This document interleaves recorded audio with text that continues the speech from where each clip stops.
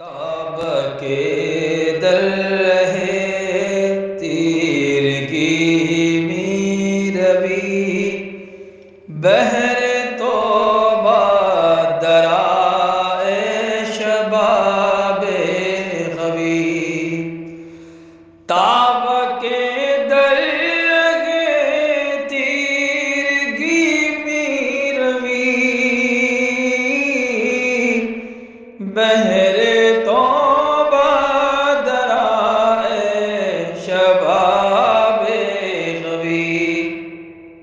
بشنو از گوش دل مثنوی معنوی در رہے صدق برتا مسمم شوی بشنو از گوش دل مثنوی معنوی در رہے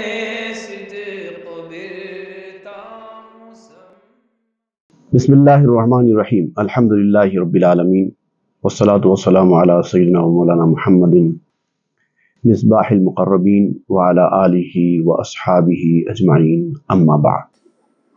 گزشتہ ہم پڑھ رہے تھے احتیاط اور پھونک پھونک کر چلنے سے انسان بہت ساری مصیبتوں سے نجات پاتا ہے۔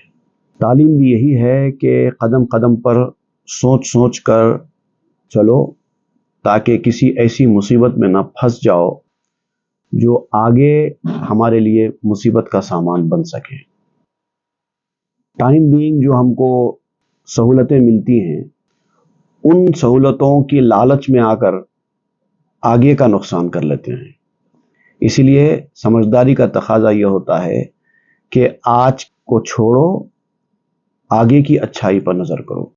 آپ نے کہا تھا کہ بے احتیاطی جو ہے وہ انسان کے لیے پشیمانی اور شرمندگی کا سامان فراہم کرتی ہے، اور کبھی کبھار ایسا ہوتا ہے کہ بد احتیاطی کی وجہ سے بد نصیبی مقدر میں آ جاتی ہے، اور کبھی کبھار دین بھی ہاتھ سے نکل جاتا ہے اور درد سر پیدا ہو جاتا ہے۔ بہت سارے لوگ ایسے ہوتے ہیں جو آپ کو پرسویٹ کرتے ہیں۔ کوئی بھی ایسی چیز ہوتی ہے پلیزنٹ چیز، سم تھنگ پلیزنٹ، اس کا لالچ بتا کر آپ کو کھینچتے ہیں، ٹیمپٹ کرتے ہیں، الیور کرتے ہیں۔ اگر آپ سمجھدار ہیں اور عقل سے کام لے کر ان کے اس پرسویشن کی طرف توجہ نہ کریں تو آپ بچ جاتے ہیں۔ اس تعلق سے آپ ایک یہاں پر حکایت بیان کر رہے ہیں، ایک دیہاتی اور ایک شہری کی۔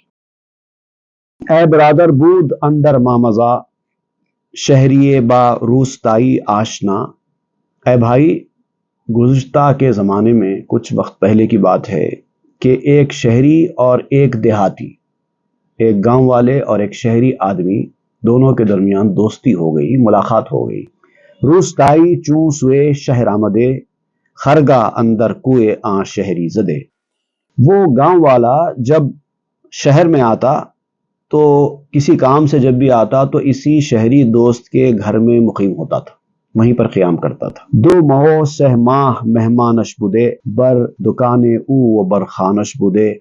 کبھی کبھار دو تین مہینے کے لیے اس کا مہمان بنتا، اس کے گھر میں رہتا، اس کی دکان میں یہ میزبانی کرتے ہوئے مختلف چیزیں اس کی مہمانی میں پیش کرتا، اپنے ساتھ دستر پر بٹھاتا، ساتھ کھاتا۔ ہر ہوائج را کے بودش آن زماں راست کر دے مرد شہری رائے گاں۔ جو ضرورت اس دیہاتی کو، اس گاؤں والے کو شہر میں قیام کے دوران پڑتی، یہ شہری اس کی ساری ضرورتیں پوری کرتا اور ہر چیز مفت مہیا کرتا، اس کے کوئی چارجز بھی نہیں لیتا۔ رو بے شہری کر دو گفتہ خاجتو ہیچ می نائی سوئے دہ فرججو۔ ایک دن وہ دیہاتی شہری دوست کی طرف متوجہ ہوا اور اس سے کہنے لگا کہ آپ کبھی ہمارے گاؤں کو نہیں آتے، کبھی تفریح کے لیے، کبھی چھٹی میں آپ بھی کبھی ہمارے گاؤں کو آئیے۔ میں ہی آپ کے گھر کو آتا رہتا ہوں، میں ہی آپ کے گھر میں مہمان بنتا رہتا ہوں، آپ کھلاتے رہتے ہیں۔ ہماری بھی خواہش ہے کہ کبھی آپ بھی ہمارے گھر کو آئیے۔ اللہ اللہ جملہ فرزنداں بیار کی زمانے گلشنست و نو بہار۔ اللہ اللہ کر کے خدا کے لیے کبھی خود بھی آئیے، اپنے بچوں کو بھی لائیے، اور خاص طور سے یہ موسم بہار چل رہی ہے تو ایسے وقت پہ وہاں پہ باغ ہرے بھرے ہوتے ہیں، کھیت ہرے بھرے ہوتے ہیں، بڑا خوشگوار منظر ہوتا ہے. آپ بھی آئیے، آپ کے بچوں کو بھی لائیے. یا بھی تابستان بیا وقت سمر، تاب بندم خدمت اترا من کمر. یا پھر جو ہے گرمیوں کے مہینے میں آئیے، اس وقت جھاڑوں کو اچھے پھل لگتے ہیں، جھاڑ ہرے بھرے ہو جاتے ہیں، پھول پھل نمودار ہوتے ہیں. ایسے وقت پر آپ آئیں تو آپ بھی فریش ہو جائیں گے اور ہم کو بھی خدمت کرنے کا آپ کی موقع مل جائے گا. خیر و فرزندان و قومت را بیار، درد ہے ماں باش سہما ہو چہار. اپنے خاندان کے لوگوں کو، اپنے بچوں کو، اور آپ کے کوئی دوست احباب ہے جان پہچان والے، ان کو بھی لائیے. 3-4 مہینے ہمارے گاؤں میں بھی قیام کیجیے، ہمارے ساتھ رہیے. در بہارا خطہ دہ خوش بود، کشت زارو لالے دلکش بود. بہار کے موسم میں گاؤں کا علاقہ بڑا اچھا ہو جاتا ہے، ہر طرف ہریالی ہو جاتی ہے، کھیتیاں لگ جاتی ہیں، دلکش نظارے ہوتے ہیں. وعدہ دادے شہری او را دفع حال، تا برآمد بعد وعدہ 8 سال. اب شہری نے جب مسلسل وہ اصرار کرنے لگا تو ٹالنے کے لیے اس سے وعدہ کر لیا کہ ہاں آتا ہوں ٹھیک آتا ہوں، تم بے فکر رہو، آتا ہوں. اور یہاں تک کہ وعدے ہی وعدے میں 8 سال گزر گئے، لیکن وہ گیا نہیں. او بہر سالے ہمیں گفتی کہ کئے عزم خواہی کرد کامد ماہ دے. تو اب وہ دیہاتی کہنے لگا کہ آپ ہر سال ایسے ہی کرتے ہیں، آتا ہوں، کب آتے نہیں پتا. آپ ایسے ہی وقت گزارتے جاتے ہیں، بہار کا موسم چلا جاتا ہے، پھر خزاں کا موسم آ جاتا ہے، پھر آپ کہتے ہیں کہ اب یہ تو خزاں کا موسم ہے نا، بہار میں آئیں گے. پھر جب بہار کا موسم آتا ہے تو آپ کہتے ہیں کہ یہ کام ہے، وہ کام ہے، یہ کرنا ہے، وہ کرنا ہے، پھر ٹال دیتے ہیں، پھر خزاں کا موسم آ جاتا ہے. اس طرح سے سالوں گزرتے چلے جا رہے ہیں. او بہانہ ساختے کم سال ماں، اس فلاں خطہ بے آید مہماں. مگر وہ شہری اسی طرح کرتا تھا، ہر وقت بہانہ بنا دیتا کہ اس سال ہمارے فلاں علاقے کا مہمان آنے والا ہے، میں اگر چلا جاؤں تو کیسا ہوگا، میرا رہنا یہاں ضروری ہے. اس طرح سے کچھ نہ کچھ ہیلے بہانے بنا دیتا. سال دیگر گر توانم بارہید، از مہمات آ طرف خواہم دوید. اگر آئندہ سال موسم بہار میں اس طرح کی صورتحال میرے ساتھ نہیں رہے گی اور ایسی ضروریات مجھے نہیں آئے گی تو میں ضرور آؤں گا. گفت حسنند آ عیالم منتظر، بہر فرزندان تو اے اہل بر. تو اس دیہاتی نے کہا کہ میرے بال بچے ایک زمانے سے آپ کا انتظار کر رہے ہیں، میں جا کے ان کو سناتا ہوں کہ میرا ایک دوست ہے، شہر میں رہتا ہے، میں ہمیشہ اس کے گھر میں رہتا ہوں، وہ میری مہمان نوازی کرتا ہے، میں نے اتنے سال اس کے پاس کھائے، اس کے پاس قیام کیا، میں نے آپ کی بڑی تعریف کی بیوی بچوں کے سامنے. تو وہ بھی آپ کے منتظر ہیں، وہ بھی چاہتے ہیں کہ آپ آئیں. آپ آئیے، اپنے بچوں کو لائیے، آپ ہمارے کرم فرمائیں، آپ کی خدمت کرنا ہمارے لیے باعث سعادت ہوگا. بعض ہر سالے چو لک لک آمدے، تا مقیم قبہ شہری شدے. پھر وہ ہر سال لک لک کی طرح آ جاتا. گاؤں والا شہر میں جیسے پرندے ایک موسم میں نقل مقام کر کے دوسرے علاقے میں جا کے بستے ہیں، پھر وہ ان کا کام، ان کا موسم ختم ہوتے ہی واپس لوٹ آتے ہیں، یہی حال اس دیہاتی کا بھی تھا. جب بھی وہ شہر میں آنے کی اس کو ضرورت پڑتی، وہ ہر سال اپنے وقت پر شہر میں آ جاتا اور اس کے پاس مقیم ہو جاتا، مہمان بن جاتا. خواجہ ہر سالے ز ذرو مال خیش، خرج او کر دے کشادے بال خیش. یہ جو خواجہ، یہ جو سردار ہے شہری، ہر سال اپنا روپیہ پیسہ اس دیہاتی کے اوپر خرچ کرتا تھا اور دل کھول کے خرچ کرتا تھا. مہمان کی خاطر مدارت میں کوئی کمی نہیں کرتا تھا. آخری کرت سے ماہ آ پہلواں، خان ہادش با مدادان و شباں. جب لاسٹ ٹائم یہ دیہاتی اس شہری کے گھر میں آیا تو 3 مہینے قیام کیا، اور اس سخی آدمی نے 3 مہینے تک اس کی خدمت کی، صبح شام اس کے لیے دسترخوان بچھایا، کوئی اجرت کے بغیر اس کو کھلاتا رہا. از خجالت باز گفتو خواجہ را، چند وعدہ چند بفر بھی مرا. تو اس دیہاتی نے اس شہری سے کہا کہ اب تو مجھے بڑی شرمندگی ہو رہی ہے، میں آتا جاتا ہوں، آپ کے پاس رہتا جاتا ہوں اور آپ کا کھاتا جاتا ہوں، اب تو 3 مہینے سے لگاتار میں آپ کے گھر میں ہوں اور آپ مجھے کھلاتے ہی چلے جا رہے ہیں، بہت شرمندگی ہو رہی ہے مجھے. آپ کتنے وعدے کریں گے، کتنا دھوکہ دیں گے مجھے، اب آتا ہوں کرتے رہیں گے. گفت خواجہ جسم و جانم وصل جوست، لیک ہر تحویل اندر حکم اوست۔ تو اب اس شہری نے کہا کہ میرا جسم اور میری جان بھی ملنے کے متمنی ہیں، مجھے بھی خواہش ہے کہ میں بھی تمہارے ساتھ گاؤں میں آؤں۔ ایسا نہیں ہے کہ میں ٹال نہیں رہا ہوں، بلکہ میری بھی خواہش ہے کہ میں بھی تمہارے پاس آ کر مہمان بنوں، لیکن کیا کروں، نقل و حرکت میرے ہاتھ میں نہیں ہے نا، اللہ کی مرضی پہ ٹکی ہوئی ہے، بات ہو رہا نہیں ہے، میں کیا کروں؟ اللہ کی جانب سے اگر توفیق ہوگی، حالات بنیں گے، راستے بنیں گے، میں ضرور آؤں گا۔ میری بھی خواہش ہے کہ میں وہاں پر آؤں، گاؤں کی جو ہے شب و روز ہیں، وہاں کی جو سرگرمیاں ہیں، وہاں کا جو ماحول ہے وہ بھی میں دیکھوں، میری بھی خواہش ہے۔ آدمی چوں کشتی استو باد باں تاکہ آرد بادرا آں بادراں، انسان جو ہے کشتی اور بادبان جیسا ہے، جیسا ہوا چلتی ہے تو کشتی کدھر چلی جاتی ہے، کشتی کے ہاتھ میں کچھ نہیں ہے، پردے کی کشتی ہوتی نا، جدھر ہوا آئی ادھر چلی، اس کو جانا پڑتا ہے ہوا کے زور پر۔ وہی حال انسان کا، انسان کے ہاتھ میں کچھ ہے ہی نہیں، حالات جیسے بنتے ہیں انسان کو ویسا کرنا پڑتا ہے۔ کیا کروں، حالات ہی نہیں بن رہے ہیں شہر سے نکلنے کے۔ اب دیکھیں گے وہ ہوا چلانے والا دیہات کی طرف جانے کی ہوا کب چلاتا ہے، اور جب وہ ہوا چلائے گا تو ہم بھی کشتی کی طرح گاؤں کی طرف نکل پڑیں گے۔ باز سوگنداں بے دادش کے کریم، گیر فرزنداں بیا بنگر نعیم۔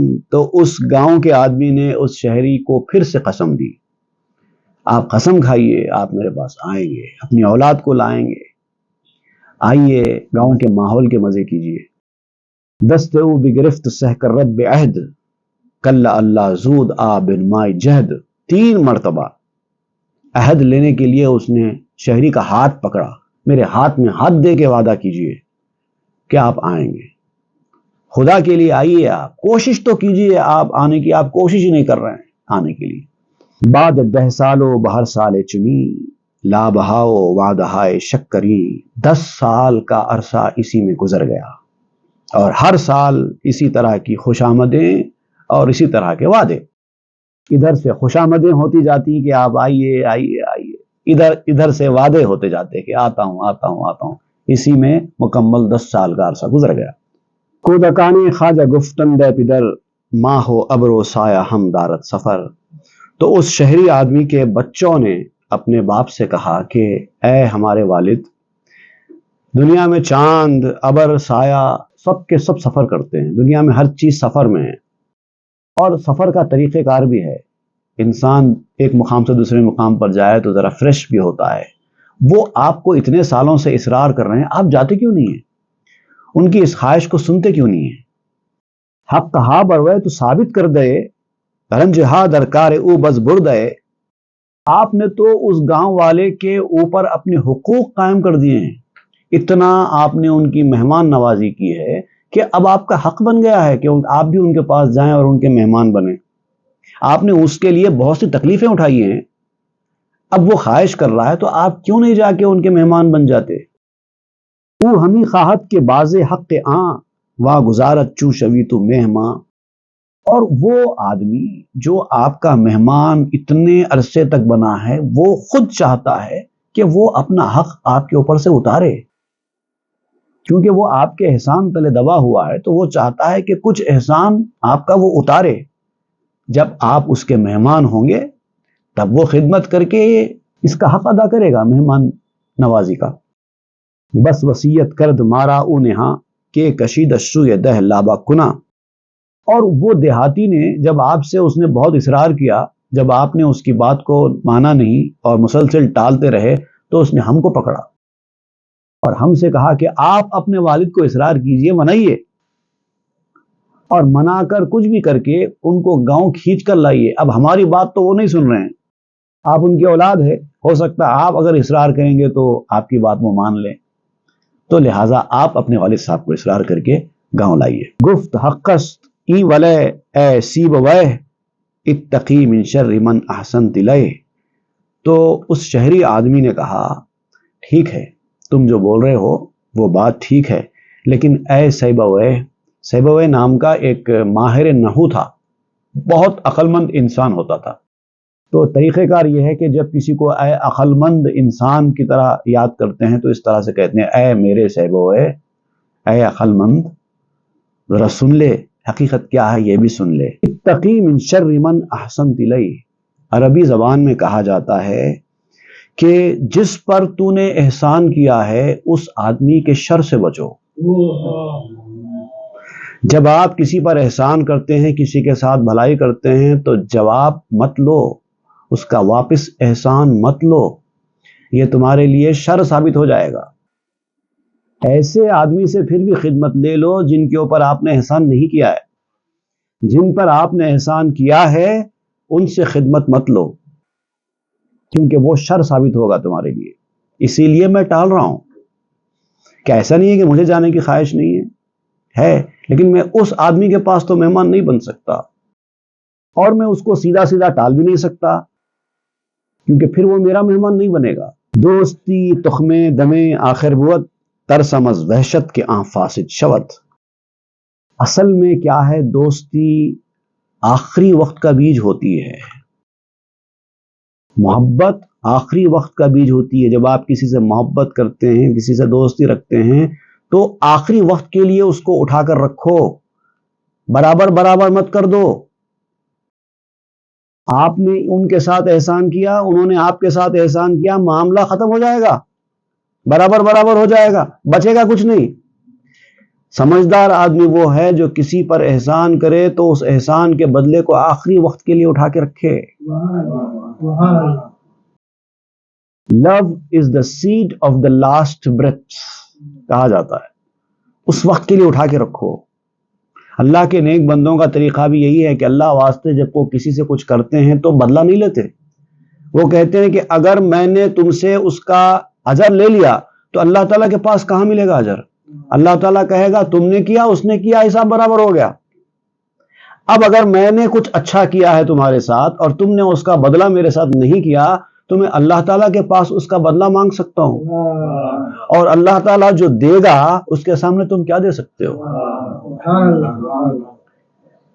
ترسمز وحشت کے آن فاسد شود. میں ڈرتا ہوں کہ اس ناخوشی کی وجہ سے، اس وحشت کی وجہ سے، اس اسٹرینجمنٹ کی وجہ سے وہ بیج جو میں نے بویا ہے کہیں سڑ نہ جائے. میں نے احسان کا ایک بیج بویا ہے، اس کے جھاڑ بننے تک انتظار کرو تاکہ وہ ایک بیج ہزاروں پھل دے سکے. میں اگر وہی کا وہی اس کو برابر کر دوں تو پھل کہاں سے ملے گا؟ ایک بیج کے جواب میں ایک بیج مل جائے گا، زیادہ سے زیادہ ایک بیج کے جواب میں 2 بیج ملیں گے، اس سے زیادہ کیا ہوگا؟ لیکن اس کو جھاڑ بننے تک کا انتظار کرو، پھر بیجوں کی کوئی اہمیت ہی نہیں ہوگی. اس کے بعد پھل لگیں گے، ہزاروں پھل لگیں گے، ہر سال لگتے چلے جائیں گے. صحبت باشد تو شمشیر قطو، ہم چدے در بوستاں در ضرور.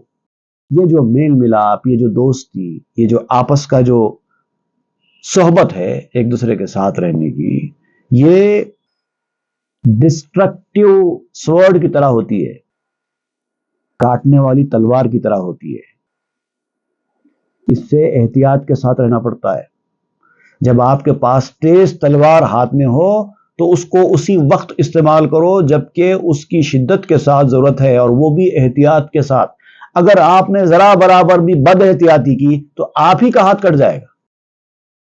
ہم چدے در بوستانو در ضرور.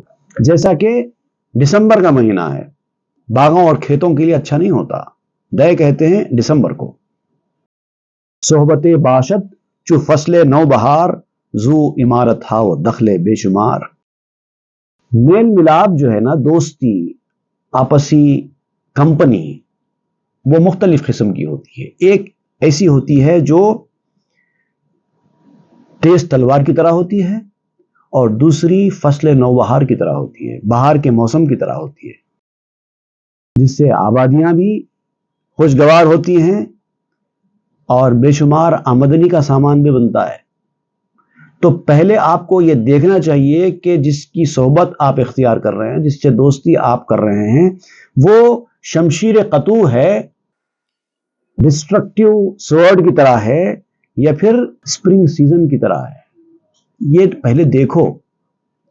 اگر اسپرنگ سیزن کی طرح ہے تو آپ اس سے استفادہ کرو، اور اگر ایسا نہیں ہے، تیز تلوار کی طرح ہے، تو یہ آپ کا نقصان کرنے والی ہوگی۔ یہ سوچ کر ان کے ساتھ دوستی کرو، خلا ملا بڑھاؤ۔ جس کے ساتھ آپ زیادہ میل ملاپ کرتے ہیں، دوستی کرتے ہیں، ان کے بارے میں آپ کو یہ جاننا ضروری ہوتا ہے کہ وہ کس طرح کا آدمی ہے۔ کم ظرف آدمی سے احسان نہیں لیا جاتا، وہ آپ کے لیے مصیبت کا سامان بن جاتا ہے۔ حزم آباشت کے ظن بدبری، تا گریزی و شوی از بدبری۔ اب یہاں پر پھر وہی بات آپ بیان کر رہے ہیں، حزم آباشت، احتیاط یہ ہوتی ہے، پروڈنس یہ ہوتا ہے کہ تو ایسے معاملوں میں لوگوں سے بدگمانی کرے، ایسے کی جگہ وہ ایسا کر دیں تو اس کو کہتے ہیں بدگمانی، اور ایسا کرنے والا ہی لوگوں کی برائیوں سے بچتا ہے۔ ہر کسی کے ساتھ اچھا گمان آپ کریں گے تو بعد میں تکلیف ہوگی۔ آپ نے ان کے ساتھ اتنی مہمان نوازی کا مظاہرہ کیا، اب آپ ان کے پاس جائیں گے اور ویسی مہمان نوازی کا مظاہرہ وہ نہ کریں گے تو آپ کو تکلیف ہوگی۔ تو اسی لیے ایکسپیکٹیشنز کو ختم کرو، ہمیشہ برا ہی سوچو۔ لیکن یہاں پر جو برا سوچنا ہے وہ تھوڑا سا الگ انداز کا ہے، اس کی صراحت میں آپ کو ابھی کرتا ہوں ایک دو شعر سنانے کے بعد۔ حزم سوزن فرمودان رسول، ہر قدم را دام میداں اے فضول۔ آپ کہتے ہیں کہ رسول اللہ صلی اللہ علیہ وسلم نے بھی فرمایا ہے کہ احتیاط بدگمانی میں ہی ہے۔ احتیاط جو ہے نا، سوچ سوچ کر چلنا ذرا بدگمانی رکھتے ہوئے کرنا پڑتا ہے۔ اچھا گمان رکھتے ہوئے اگر آپ ہر کسی کے ساتھ ایک معاملہ کریں گے تو جو کم ظرف انسان ہوگا وہ آپ کو تکلیف پہنچائے گا۔ جیسے مثال کے طور پر کوئی چیز آپ کی قیمتی چیز ہے، آپ نے کہیں بھی رکھ دی، اس کی حفاظت کا کوئی سامان نہیں کیا، اچھا گمان رکھ کے کوئی کچھ نہیں کریں گے، سب شریف لوگ ہیں، کون چوری کرے گا، اس طرح سے آپ رکھ کر چلے جائیں، آپ کی چیز چوری ہو جاتی ہے، کیونکہ آپ نے لوگوں سے بدگمانی نہیں کی، اچھا گمان رکھا۔ حالانکہ مومن کے بارے میں یہ کہا گیا حدیث شریف میں کہ لا یظن المؤمن بأخیہ الا خیرا۔ ایک ایمان والا مومن جو ہے نا، ایک ایمان والا انسان اپنے بھائی کے ساتھ ہمیشہ اچھا گمانی کرتا ہے۔ یہ مومن کی صفت ہے ضرور، لیکن ایسا مومن ہی بعض وقت ظاہری طور پر نقصان بھی اٹھاتا ہے اچھا گمان کرنے سے۔ تو سچویشن کے حساب سے کرنا چاہیے، جہاں اچھا گمان کرنا ہے وہاں اچھا گمان رکھو، جہاں احتیاط کا معاملہ آ جائے وہاں اچھا گمان مت کرو۔ اچھا گمان ضرورت سے زیادہ کریں گے تو احتیاط ختم ہو جائے گا۔ تو وہی یہاں پر آپ بتا رہے ہیں، رسول اللہ صلی اللہ علیہ وسلم نے بھی فرمایا ہے کہ جن کے بارے میں آپ کو بالکل معلومات ہی نہیں ہے، جانتے ہی نہیں ہے کہ آپ وہ کیسے ہیں، ان کے ساتھ بدگمانی رکھنے میں ہی احتیاط ہے۔ حالانکہ یہ حدیث شریف کے بارے میں کافی محدثین نے سوال کھڑے کیے ہیں کہ ایسی کوئی حدیث نہیں ہے۔ الحزم سوء الظن، کچھ لوگوں نے کہا کہ حدیث ہے لیکن ضعیف روایت والی حدیث ہے، کچھ لوگوں نے کہا کہ یہ بیسیکلی حدیث ہے ہی نہیں بلکہ عرب کا ایک مقولہ ہے، کسی عرب دانشور نے اس طرح سے کہا ہے۔ بہرحال جو بھی ہے، کام کی بات ہے۔ اور ایک حدیث البتہ بیان کی جاتی ہے جس میں آتا ہے من حسن ظنہ بالناس کثرت ندامتہ، جو لوگوں سے زیادہ اچھا گمان رکھ کر زندگی گزارتا ہے اس کو شرمندگی بھی زیادہ ہوتی ہے، کیونکہ ہر آدمی ایک جیسا نہیں ہوتا۔ اچھے آدمی سے اچھا گمان رکھنا فائدہ دے گا، برے آدمی سے اچھا گمان رکھنا آپ کو نقصان پہنچائے گا۔ ہر قدم را دام میداں اے فضول انسان، اچھا نہ سوچنے والے، ہر قدم کو جال سمجھو۔ کوئی آپ کو بلا رہا ہے تو اس کو بھی جال سمجھو تو تم سلامت رہ سکتے ہو۔ کوئی اننون آدمی آپ کو کچھ بھی لا کر کھلا دے، آپ کھا لیں تو نقصان ہو سکتا ہے۔ احتیاط والے ایسا نہیں کرتے۔ روح صحرا ہست ہموار و فراخ، ہر قدم دامے است کمراں گوستاخ۔ صحرا کا جو میدان ہوتا ہے نا، دشت، وہ چاہے کتنا ہی ہموار اور کتنا ہی فراخ ہو، ریگستان ایک دم مسطح کلین اور بڑا کتنا ہی کیوں نہ ہو، لیکن ہر قدم پہ جال ہوتے ہیں وہاں پر بھی۔ اسی لیے سمجھدار آدمی بے پرواہی سے نہیں چلتا، دیکھ دیکھ کر چلتا ہے۔ آموزے کوہی دوت کہ دام کو چوں بے تازت داما شفتت درگلو. پہاڑی بکرا جو ہوتا ہے، جنگلی بکرا، وہ دوڑتا جاتا ہے، کہتا ہے جال ہے ہی کہاں، کون پکڑے گا مجھے، وہ دوڑتا چلا جاتا ہے. لیکن ایسا بکرا کبھی نہ کبھی جال میں پھنس جاتا ہے. جو بد احتیاطی کے ساتھ زندگی گزارتے ہیں وہ ایک وقت تک بھلے ہی بچ کر چلتے رہیں لیکن کبھی نہ کبھی جال میں پھنس جاتے ہیں. جو لوگ بد احتیاطی سے گاڑی چلاتے ہیں، تیز گاڑی چلاتے ہیں، ان کا معاملہ بھی ایسے ہی ہوتا ہے. جب تک قسمت ان کی اچھی ہے تب تک وہ کہتے ہیں کہ کچھ نہیں ہوتا گاڑی تیز چلانے سے، اسپیڈ تھرلز کہتے رہتے ہیں اور اس کا مزہ اڑاتے رہتے ہیں. اسپیڈ تھرلز انجوائے کرتے ہیں، بٹ کلز کو بھول جاتے ہیں. جب وقت آتا ہے، برا وقت آتا ہے، تو پھر یہ تھرلز جا کے بٹ کلز میں کنورٹ ہو جاتا ہے. آنکھ می گفتی کہ کو اینک ببی دشت می دیدی نمی دیدی کمی. تو نے جو یہ کہا تھا کہ جال کہاں ہے، اب جب تو جال میں پھنس جائے گا تو ہم کہیں گے جال یہاں ہے.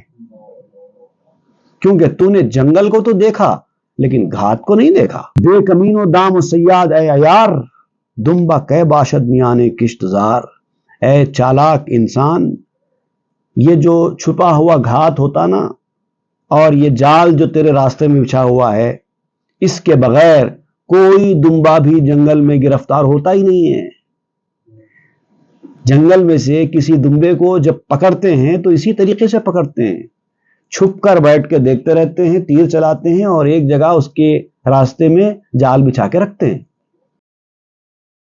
لیکن اگر وہ دوڑنے والا دمبا بے پرواہی سے دوڑتا رہے تو جال میں پھنس جائے گا، اور ایک بار جب پھنس جائے گا تو اب نکلنے کی کوئی صورت نہیں رہے گی. آنکھ گستاخ آمدن اندر زمین استخاؤ کل ہاشا راببی. جو لوگ دنیا میں اسی طرح زندگی گزارتے ہیں، گستاخوں کی طرح بے پرواہی کے ساتھ.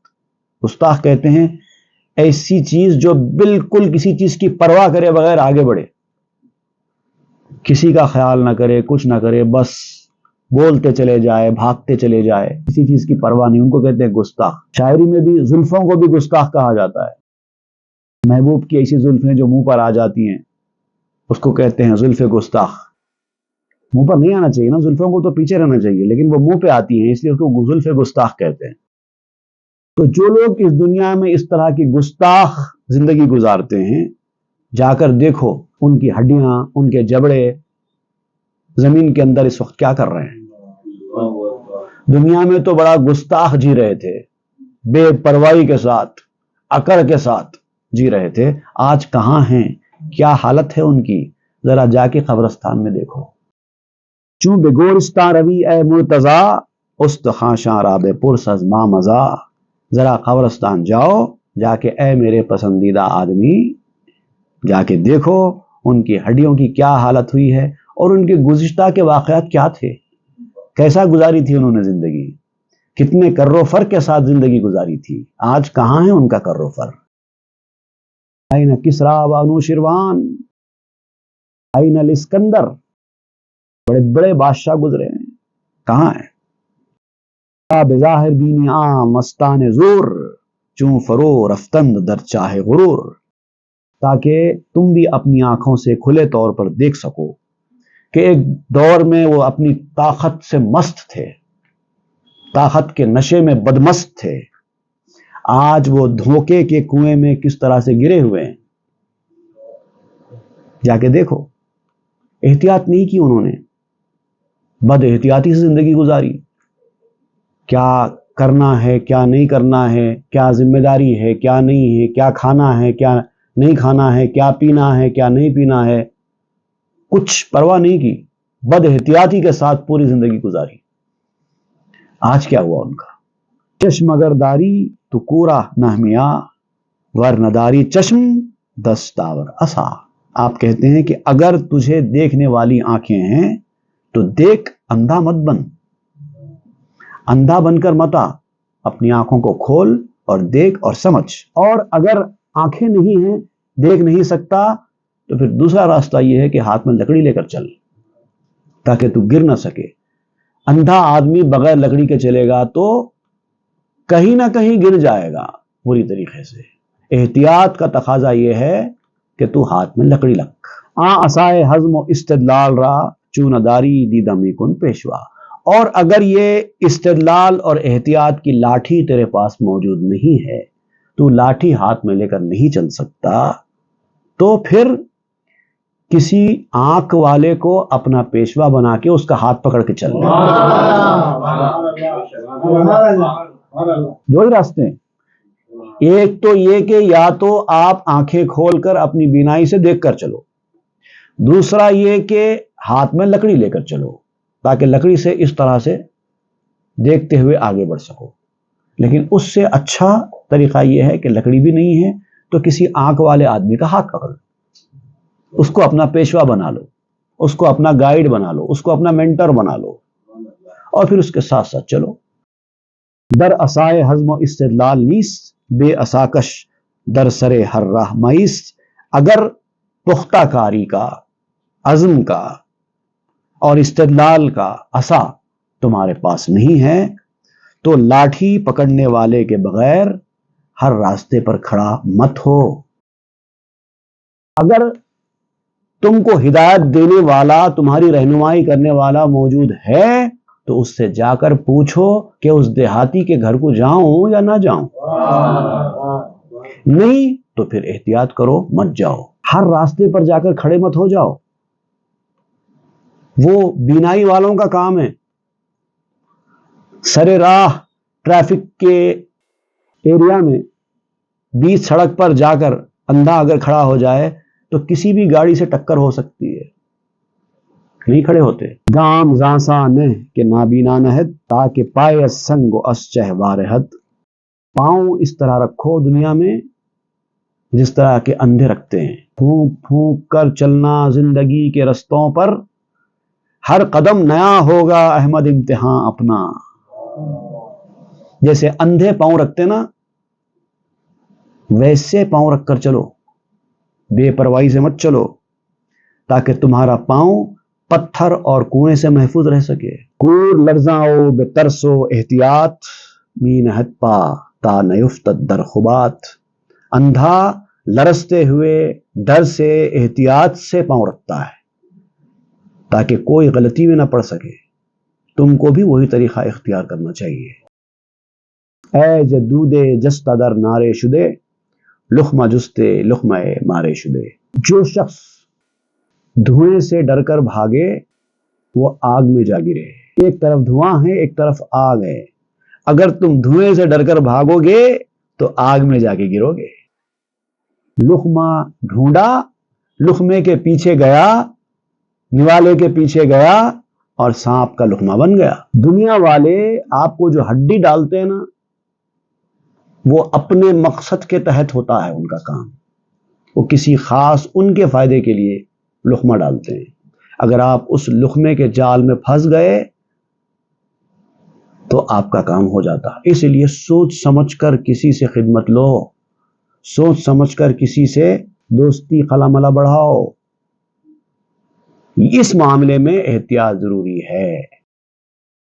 اچھا گمان رکھنا اچھی چیز ہے، کیونکہ بعض بدگمانیاں گناہ بھی ہیں. ان بعض الظن اثم کہا گیا ہے. بعض بدگمانیاں گناہ ہیں، تو کسی سے دل کے اندر بدگمانی مت رکھو. لیکن احتیاط کا جب معاملہ آ جائے تو اس وقت بدگمانی کے ذریعے سے ہی احتیاط ممکن ہے. اگر آپ بہت زیادہ خوش فہمی اور اچھے گمان کے ساتھ رہیں گے تو احتیاط نہیں کر پائیں گے. تو بے پرواہی اور سرکشی انسان کو برے انجام پر لے جاتی ہے. تو اہل سبا کا قصہ آپ یہاں پر اب حکایت کے طور پر بیان کر رہے ہیں، مثال کے طور پر، اور کہتے ہیں کہ کس طرح سے بد احتیاطی، بے پرواہی اور سرکشی سے کیا انجام ہوتا ہے، وہ بیان کریں گے. وصلی اللہ تعالی علی خیر خلقہ سیدنا محمد وآلہ واصحابہ اجمعین والحمد للہ رب العالمین. تابہ کے در لگے تیرگی میں روی، بہر توبہ درائے شباب غوی، بشنو از گوش